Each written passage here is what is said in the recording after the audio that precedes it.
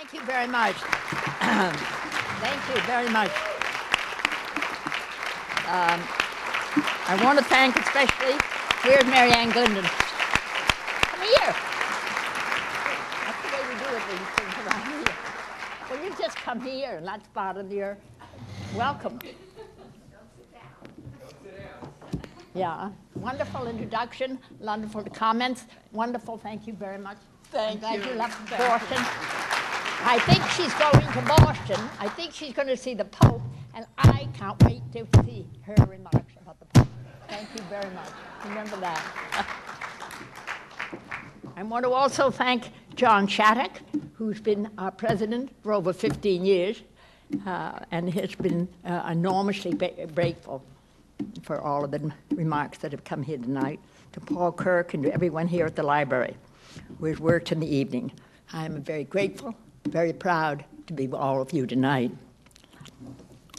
Most people believe that I spent my whole life really interested in only one thing, and that one thing is working to make the world a better place for people with intellectual disabilities. That has been a huge part of our life. It has inspired one to work on research when I was young, to create sports camp, Olympics, and other programs, and to join with other children and their many causes, and to ask political leaders to make more comments about health, welfare to all of the people. But important as it has been, it is not the whole story of my life. My life is about being lucky as a child, to be raised by parents who loved me and made me believe in possibilities. It is also about being lucky to have had these extraordinary children. I think you've met them all here tonight. Jimmy, Marty, Maria, Bobby, and they are my friends in my work and in my life every time. It is also about being especially lucky to have a wonderful husband, about 5 extraordinary children, to see them marry extraordinary wives and a husband, and to play games with 17 extra grandchildren. This also has been my life. But in a strange way, perhaps my life also includes being lucky in the adversity I encountered. I am lucky that I experienced the sting of rejection as a woman who was told that the real power was not for me. I am lucky that I saw my mother and my sister Rosemary treated with unbearable rejection.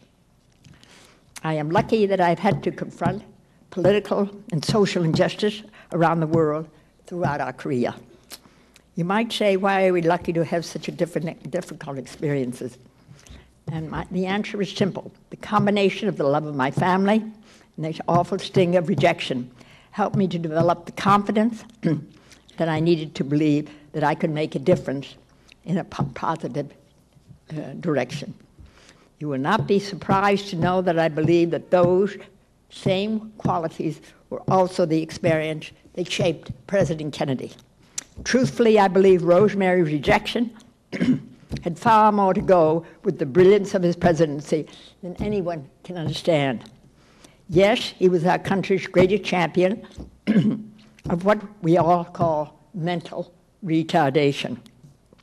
To this day, his legacy of innovation in creating NICHD, the university-affiliated centers, the President's Council, remains today one of the great histories of our country.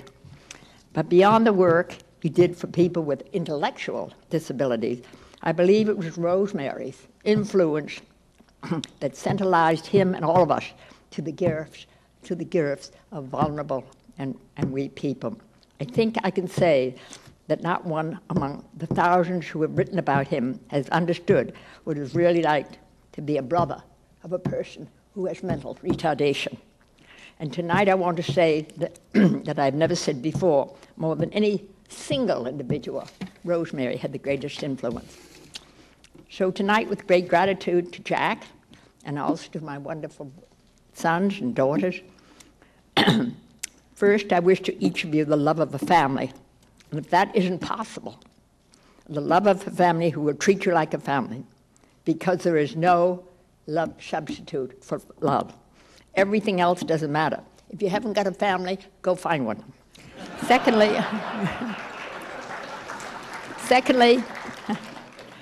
I wish each of you the gift of being able to channel whatever injustice, anger, or frustration you have to a mission of change.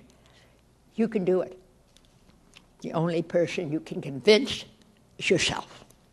And finally, I want to offer you the chance to play, or go to school, or be friends with one of the 200 million people on Earth who have an intellectual disability. I guarantee you that you will never go back.